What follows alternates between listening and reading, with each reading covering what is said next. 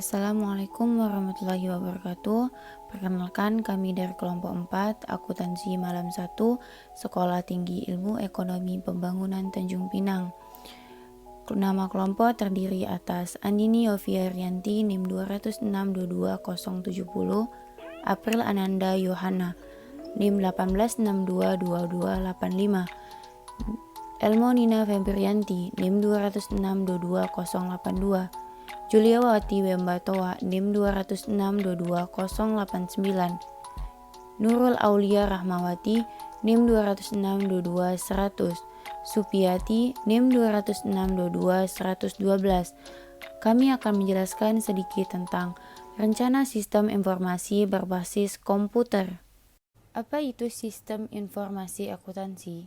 Sistem informasi akuntansi adalah sistem informasi yang memang dibuat untuk mempermudah kegiatan atau hal-hal yang berkaitan dengan akuntansi.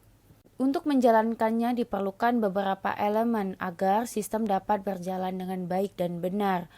Elemennya sebagai berikut. Pertama yaitu sumber daya manusia atau SDM yang sudah terlatih.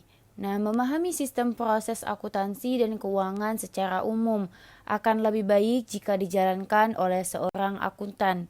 Kedua, menjalankan setiap prosedur keuangan dan akuntansi. Ketiga, formulir data keuangan untuk mencatat seluruh aktivitas keuangan seperti transaksi kas, persediaan, piutang, aktiva tetap, penjualan, dan biaya. Keempat, hardware berupa seperangkat komputer yang sudah terhubung dengan jaringan dan berbagai pelengkap pendukung lainnya. Kelima, accounting software contohnya MYOB dan Oracle Finance. Baik, kita masuk ke contoh sistem informasi akuntansi.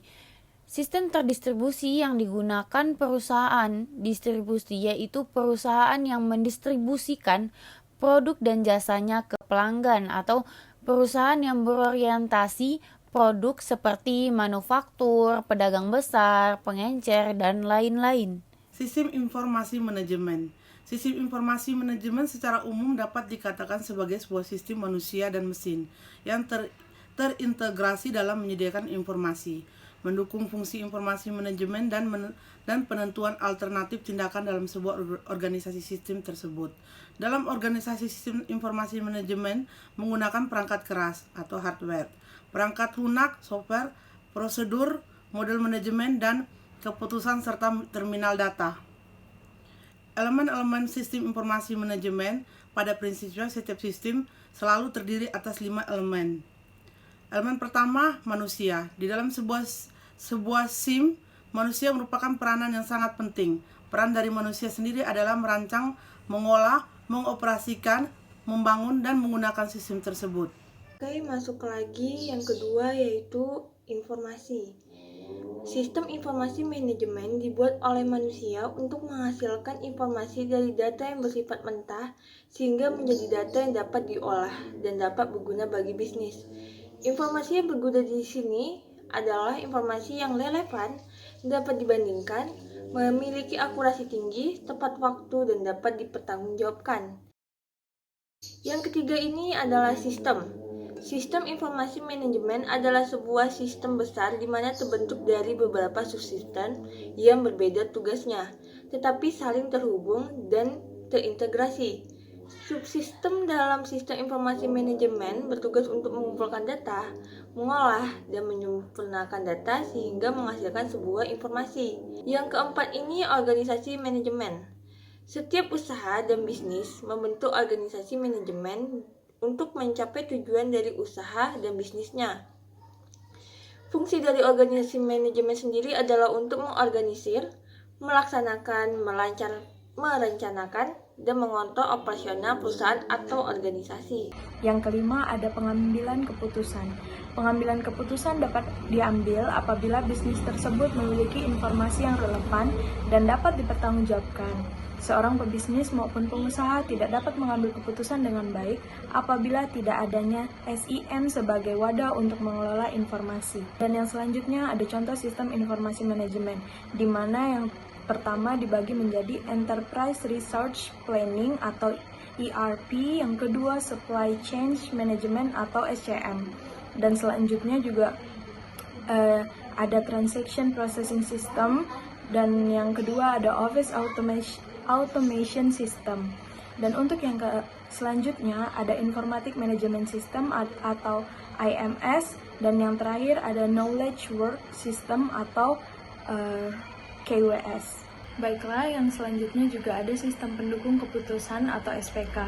Sistem pendukung keputusan adalah sistem komputer yang interaktif yang membantu membuat keputusan dalam menggunakan dan memanfaatkan data dan model untuk memecahkan masalah yang tidak terstruktur.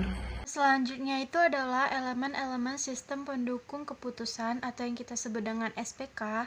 Nah, yang pertama itu ada data manajemen, termasuk database yang mengandung data yang relevan untuk berbagai situasi dan diatur oleh software yang disebut database management system atau yang kita sebut DBMS.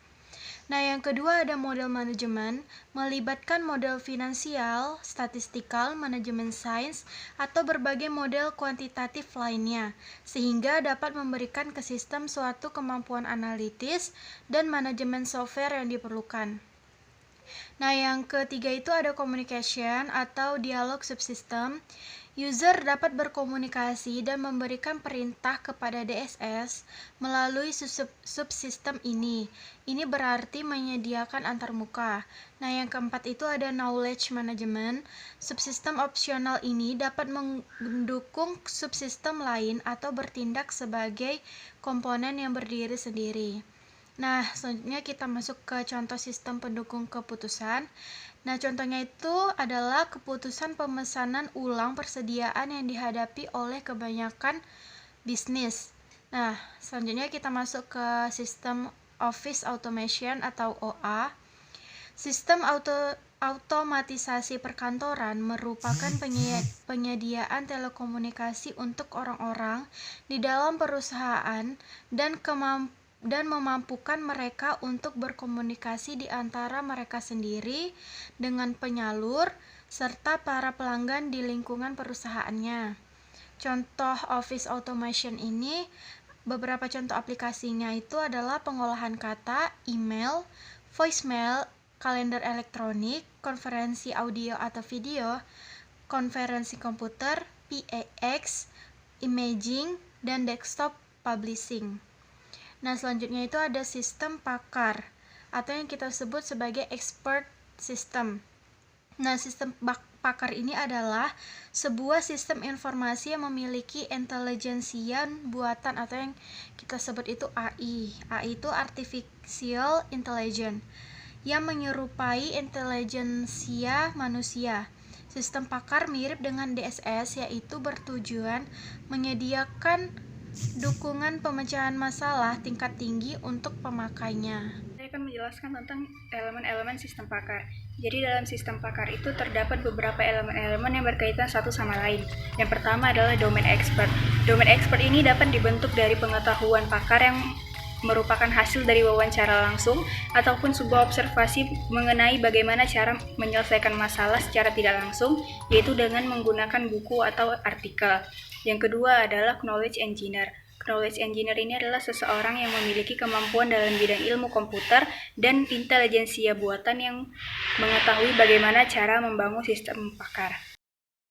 Yang ketiga adalah expert system building tool. Ini adalah sebuah bahasa pemrograman dan sistem pendukung yang digunakan oleh knowledge engineer dan programmer untuk membangun sistem pakar. Yang keempat adalah user. User adalah sebuah pengguna. Jadi, user ini mencangkup semua pengguna sistem pakar. Berikut ini adalah beberapa contoh dari sistem pakar. Yang pertama adalah MySyn, yang kedua adalah Dendral, yang ketiga XCON dan Excel, yang keempat adalah Prosetor. Sekian yang dapat kelompok kami sampaikan. Apabila ada kesalahan, kami mohon maaf. Kami tutup dengan wabillahi taufik wal hidayah. Wassalamualaikum warahmatullahi wabarakatuh.